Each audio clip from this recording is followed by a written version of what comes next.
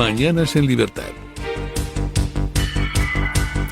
Bueno, 8:05, 7:05 en las Islas Canarias, y antes de ir con las noticias que les teníamos preparadas para este bloque, una noticia de última hora. El portavoz de la Guardia Revolucionaria en Teherán acaba de anunciar que el jefe del buró político de Hamás, Ismail Haniyeh, ha sido asesinado hace unas horas en Teherán, en una explosión que mató también a uno de los miembros del personal de seguridad iraní asignado a él durante su visita a Irán con motivo de la toma de posesión del nuevo presidente.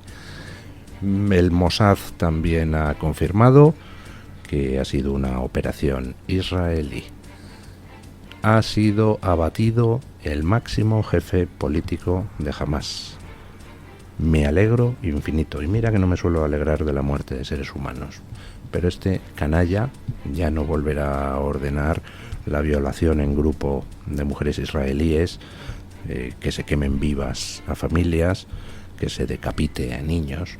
Este canalla ya no volverá a dar una orden a nadie, y espero que las 20 vírgenes que le toquen en el paraíso sean particularmente feas y repugnantes.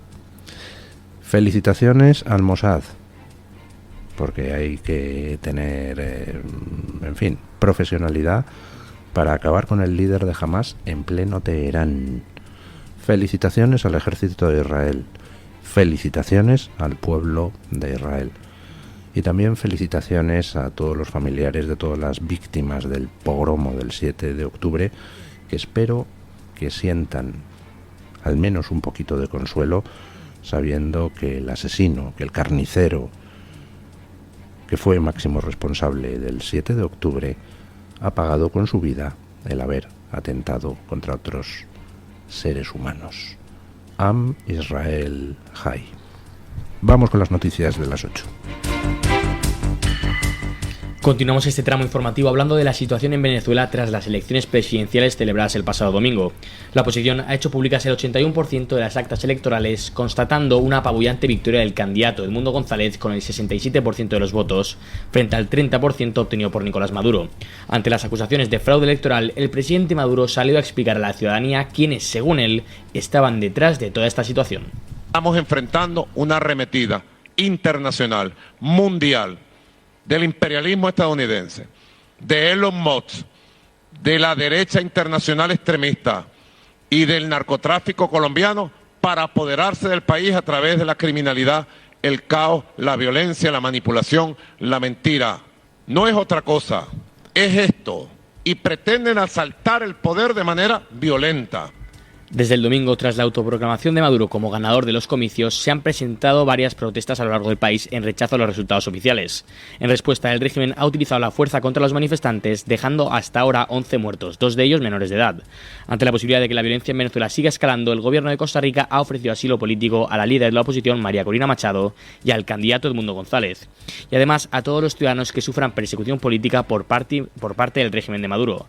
Hasta el momento, varios miembros de la oposición han sido detenidos y existe un número indeterminado de heridos debido a la represión de las protestas por parte del gobierno.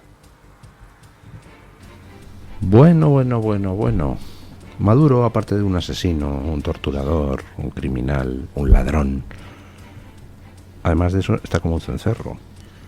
Sale a decir que esto es una conspiración del imperialismo americano, de Elon Musk, de la extrema derecha internacional y del narcotráfico colombiano para arrebatarle el poder por la fuerza. ¿Serás canalla? ¿De qué fuerza? Si el ejército lo tienes tú, si la policía política torturadora la tienes tú, si llevas encarcelando opositores 11 años, los mismos que llevas en el poder, si llevas torturando opositores 11 años, los mismos que llevas en el poder, si llevas asesinando opositores 11 años, los mismos que llevas en el poder, si todas las organizaciones humanitarias, todas las organizaciones de defensa de los derechos humanos, por muy progres que sean, han señalado las violaciones de derechos humanos y torturas de tu régimen, si el Tribunal Penal Internacional está estudiando una causa contra ti, dices que te quieren arrebatar el poder con violencia. Maduro, al final, pretendía, no sé, debía de pensar que la oposición siguen siendo idiotas después de 11 años. Pues mira, no. Maduro pretendía cometer un fraude electoral sacándose de la manga unas cifras y diciendo he ganado yo con el 51,2%, y la oposición le ha sacado todas las actas de las mesas. Mira, aquí tienes pum, pum, pum, pum, pum, pum, pum. No es solo que hayas perdido, es que has perdido por goleada. 67% Edmundo González, el candidato de la oposición, y tú un 30%. Y eso que no has dejado votar a la inmensísima mayoría de los 8 millones de venezolanos que han tenido que huir del país que tú has arruinado, canalla. Porque llegan a votar esos 8 millones de venezolanos y entonces, vamos, pierdes por 95% a 5%. En estos momentos se ha caído el tenderete que había puesto Maduro para tratar de simular una victoria electoral. Ni la ayuda de Zapatero, ni la ayuda de Juan Carlos Monedero, ni la ayuda de tantos otros que chapotean en la sangre de los venezolanos ha servido de nada. Hasta el Centro Carter ha dicho que estas elecciones no han sido democráticas ni transparentes y ha dado orden a su personal de que salga del país. Fíjense cómo es la cosa. Que el Centro Carter, un centro progre, ordene a su personal salir del país para evitar las represalias de Maduro por decir que esto ha sido una bazofia de elección y que lo que dice Maduro es una chorrada. Fíjense cómo estará la cosa en Venezuela. Bueno, Maduro ha roto ya relaciones diplomáticas con 7 países, ha cancelado vuelos con varios de esos países, ha mandado cortar la electricidad a la embajada argentina, está mandando a sus gánsteres paramilitares a reprimir a tiros las protestas de la oposición. Ya van 11 muertos, un número indeterminado de heridos, dirigentes opositores detenidos, y aún así no tiene el control de la situación. Porque se están dando unas protestas en Venezuela que no se habían visto en 12 años. Se están dando protestas en Venezuela donde por primera vez hay gente repeliendo a tiros los ataques a tiros de las fuerzas represivas bolivarianas, que están yendo casa por casa buscando a los interventores de la oposición para arrestarles. Ya se ha superado el 1.000.000 de detenidos. Y aún así siguen las protestas. Y sobre todo sigue la presión internacional. Estados Unidos ha dicho que hay datos que, en fin, indican que estas elecciones no han sido como dice Maduro. Y que lo que Maduro ha cometido es un fraude. Muy curioso lo de Brasil, donde el Partido del Trabajo, es decir, el partido de Lula, del presidente brasileño, ha salido a decir que Maduro ha ganado. Y sin embargo el presidente Lula guarda silencio y está tratando con Estados Unidos de llegar a una postura común. Evidentemente no vamos a engañarnos a estas alturas. Lula es un impresentable y si pudiera encontrar alguna manera de agarrarse a algo que permitiera que Maduro fuera declarado ganador, lo haría. Lo que pasa es que no hay nada. O sea, es que es tan abrumadora la victoria de la oposición que ni Lula puede encontrar motivo para reconocer a Maduro. Con lo cual, lo que se está intentando, parece ser, por parte del gobierno colombiano, el brasileño y el gobierno americano de Biden, es encontrar alguna manera de llegar a una salida de Maduro del poder que no implique que acabe en la cárcel o ejecutado por sus crímenes. Entonces, están intentando ver ahí cómo ganan tiempo, no terminan de condenar el fraude, pero hay muchos otros países que sí. Por ejemplo, Chile, que no es precisamente un país de la fachosfera. Por ejemplo, Panamá, por ejemplo, Perú, que ya ha reconocido a Edmundo González como nuevo presidente electo de Venezuela. Por ejemplo, Argentina. La Unión Europea cerdeando, como siempre, somos los más miserables del mundo. Maduro solo tiene en estos momentos el apoyo y el reconocimiento de China, Rusia, Honduras, Bolivia, Nicaragua, Cuba, Irán e Irene Montero, pero esa no cuenta. Bueno, ¿qué va a pasar ahora? Pues vamos a ver. Está la situación enormemente confusa. Yo soy poco optimista en cuanto a la posibilidad de que los venezolanos puedan sacudirse el yugo por sí solos, porque es que tiene Maduro a un ejército controlado por una legión de cubanos varias decenas de miles de cubanos, que son los que verdaderamente cortan el bacalao, son los que verdaderamente cuidan de que ningún militar se salga del guión, son los que verdaderamente imponen el terror allí en Venezuela.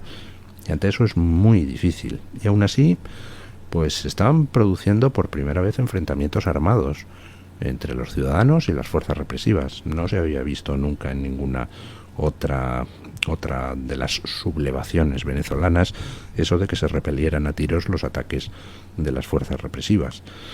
Vamos a ver qué es lo que sucede. Es crucial que la comunidad internacional le deje claro a Maduro que no puede continuar. Y antes me mandaba don Julio Ariza por WhatsApp un artículo que ha escrito, que yo creo que está muy bien visto, que dice: ¿cómo es posible que Boric, el presidente chileno, que es alguien de extrema izquierda, esté en estos momentos denunciando, porque lo ha denunciado claramente, que las elecciones en Venezuela han sido un fraude? ¿Por qué Boric no hace lo mismo que Lula o que Petro, que es, bueno, cerdear un poco? ¿Saben ustedes por qué? Pues se llama 5%. En estos momentos hay 1 millón de venezolanos refugiados en Chile. 1 millón. Eso es el 5% de la población. Aquí en España estamos experimentando tensiones por 100.000, 200.000 inmigrantes ilegales que campan a sus anchas. Imaginen que aquí, en lugar de 100.000, 200.000, tuviéramos 2 millones. Bueno, pues eso está pasando en Chile. Entonces, no es que Maduro esté reprimiendo a su pueblo, que lo está reprimiendo. No es que Maduro lo arruine, que lo está arruinando. Es que Maduro está desestabilizando toda la región. Y o sale Maduro, o a lo mejor el que más pronto que tarde pierde su puesto es el propio Boric en Chile. Bueno, y mientras tanto, pues nosotros aquí tenemos a nuestro Madurito, que es Pedro Sánchez. El presidente del gobierno, Pedro Sánchez, se acogió a su derecho a no testificar ante el juez Juan Carlos Peinado. Según ha confirmado el abogado de Begoña Gómez, Antonio Camacho, la declaración en el Palacio de la Moncloa no se extendió más de 2 minutos. Queda claro que Sánchez empleó la misma estrategia que su esposa, quien también se acogió a su derecho a no declarar en ocasiones anteriores en las que fue citada como investigada ante el magistrado. Ante la no declaración de Sánchez, la abogada de Vox, Marta Castro, presente en la comparecencia, ofreció una explicación a los medios sobre lo sucedido. Se verá en el acta que se ha levantado, como en todas las actas, que el señor Sánchez se ha acogido a su derecho a no declarar conforme el 416. En nuestro juicio este derecho le acogería en el caso de su cónyuge, pero en ningún caso en relación a los otros 2 acusados, que son el rector de la Universidad Complutense y el empresario Juan Carlos Barrabés. Consideramos que hay que analizar el alcance de esta no declaración. Unas horas después de que terminase la declaración de Pedro Sánchez ante el juez Juan Carlos Peinado, en una rueda de prensa la portavoz del gobierno, Pilar Alegría, confirmó que la abogacía del Estado se querellará contra el magistrado por un delito de prevaricación. Esta misma mañana la abogacía del Estado ha presentado una querella en defensa de la institución de la presidencia del gobierno. Lo que estamos viviendo es un montaje. Es absolutamente evidente que estamos frente a un montaje. Y aún les diré más. Es que además la estrategia está muy clara. Y la estrategia es dar una cobertura jurídica a lo que es una causa política. Lo saben ustedes y lo conoce la ciudadanía. Aquí no hay causa, no hay objeto. Y es que además la ley es muy clara al respecto. Y fíjense, con esta querella se pretende, por supuesto, que respetar la independencia y la labor del Poder Judicial, pero también defenderlo de las prácticas de quienes operan por motivos políticos y ajenos a la ley. El día de Sánchez terminó en Palma con motivo del tradicional despacho que mantiene con el rey en la capital mallorquina cada año antes de las vacaciones. En esta ocasión, Sánchez llegó casi 20 minutos tarde a su encuentro con el jefe del Estado. Bueno. La querella contra el juez Peinado. Por cierto, esos gritos que escuchaban ustedes de fondo en las palabras de Marta Castro de Vox, pues es que ayer la puerta de la Moncloa parecía el camarote de los hermanos Marx. Allí estuvieron el juez, la abogada de Vox, el abogado de Begoña Gómez, todos los escoltas del mundo, y encima había manifestación contra Sánchez y la gente pues le llamaba a Sánchez de todo menos bonito. Sánchez se acogió a su derecho a no declarar, tiene derecho a no hacerlo, pero los demás tenemos derecho, en vista de que él había prometido en abril total colaboración con la justicia, y resulta que en lugar de colaborar con la justicia se niegan a declarar él y su mujer y encima se querellan contra el juez, pues los demás tenemos el derecho a sospechar que si no hay colaboración, pues es evidentemente porque no hay explicaciones, porque no hay manera de tapar la inmensa pocilga en que Sánchez ha convertido la política española. Sánchez no da explicaciones ante el juez, pero es que tampoco da explicaciones ante la opinión pública. Sánchez ha sido incapaz de someterse él y de dejar que su mujer se someta a una rueda de prensa abierta entre periodistas que no sean de los que le lamen la bota. Mira que es fácil desmentir a los periodistas. Convóqueles usted a todos esos periodistas que están publicando cosas que usted dice que son falsas y saque la documentación que demuestra que es falsa. Sería fácil, ¿verdad? Pero no lo hace. ¿Por qué? Pues porque es verdad. Sánchez es la X de un montón de tramas en estos momentos. Con respecto a la querella contra el juez Peinado, pues recordarán ustedes que el dramaturgo Pedro Muñoz Seca recibió en cierta ocasión pues una crítica teatral de uno que se llamaba Enrique de Mesa, que era un poeta mediocre y además se dedicaba a la cosa de la crítica teatral y que puso a parir a Pedro Muñoz Seca. Y Pedro Muñoz Seca le contestó con unos versos que don Alfonso Usía hace unos años recordaba en internet. Le decía Pedro Muñoz Seca, el autor de La venganza de don Mendo, a Enrique de Mesa: esa carta tan pedante que hoy enviado me has y que ahora tengo delante, pronto la tendré detrás. Bueno, pues con la querella del juez Peinado, en estos momentos la tienen los jueces que deban recibirla delante y dentro de poco la tendrán detrás, porque es una querella que no se sostiene. Es un intento de amedrentamiento, un intento de fingir fortaleza, pero no hay materia, porque el juez Peinado no ha cometido ninguna prevaricación. Si existe la posibilidad de que un presidente de gobierno declare por escrito u oralmente, es porque hay casos donde ambas cosas pueden ser factibles, y el juez Peinado pues ha optado por una de ellas y hay argumentos para defender eso. Por tanto, jamás puede prosperar la querella que ha presentado Pedro Sánchez. Pero lo dicho, se trata de pues una chulería más del personaje, ¿no? Bueno, vamos con la revuelta del siglo. En fin, está todo el mundo pendiente. Lo de Venezuela, una chorrada. Lo de la gente saliendo a las calles a enfrentarse a la policía que les abate a tiros, todo eso son minucias comparado con la revuelta que estamos viviendo aquí en España. Escuchen.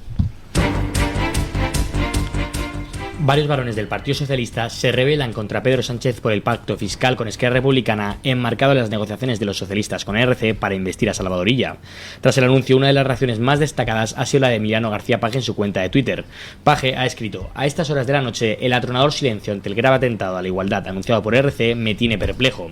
O es un asentamiento intolerable o un sentimiento de estupefacción como la que tenemos la inmensa mayoría de los españoles. Además, ha añadido: los que estamos en política desde la izquierda para combatir la desigualdad no podemos dedicarnos a ampararla, y mucho menos a protegerla. Por otro lado, el secretario general del PSOE de Aragón, Javier Lambán, también se ha pronunciado calificando el acuerdo con RC como una quiebra brutal de la igualdad entre todos los españoles. Lambán lamentó que su partido haya entregado a España a cambio de la investidura de Illa como presidente de la Generalidad catalana. Como socialista, como demócrata y como español, me resulta inadmisible, ha concluido. En la misma línea, el secretario general del PSOE andaluz y portavoz socialista en el Senado, Juan Espadas, afirmó que el acuerdo con Cataluña no puede perjudicar a Andalucía. Asimismo, el secretario general del PSOE de Extremadura, Miguel Ángel Gallardo, advirtió que el acuerdo entre el PSC y ERC no debe quebrar el principio de solidaridad, ya que ello supondría fallar al conjunto de los españoles. Si eso sucediera, señaló que se posicionaría radicalmente en contra. ¡Uy! Radicalmente en contra. ¡Uy! ¡Qué arrojado! ¡Qué valiente! Eso es valentía. No, lo de los venezolanos, hombre.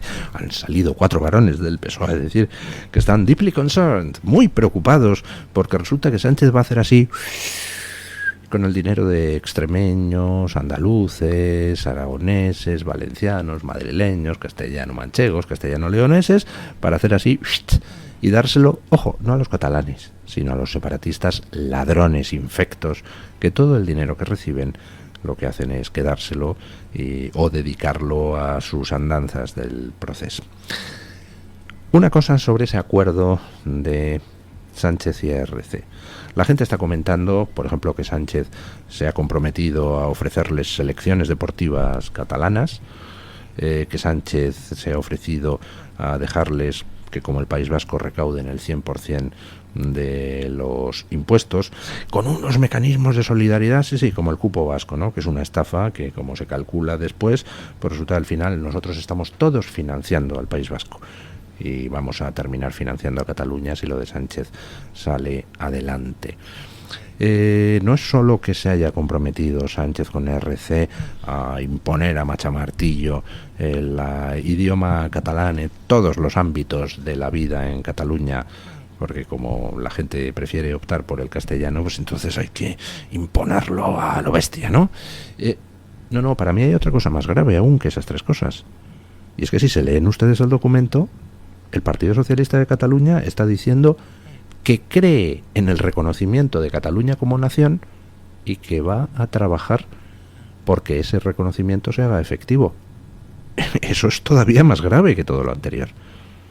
Sánchez acaba de firmar, acaba de abrir la puerta a posibles referendos de autodeterminación. Y de hecho el documento tiene una referencia a un acuerdo de claridad. ¿Saben a qué se refiere, verdad? A la famosa ley de claridad canadiense que elaboró el Tribunal Supremo para que fuera el marco para un referéndum de independencia en Quebec. Es decir, no es solo las elecciones, la pasta, el idioma, es que está metiendo también en el acuerdo ya el referéndum de autodeterminación. Y ante eso, que dicen los varones del PSOE que están muy preocupados, sobre todo García Paje, que siempre está muy preocupado, pero nunca hace nada.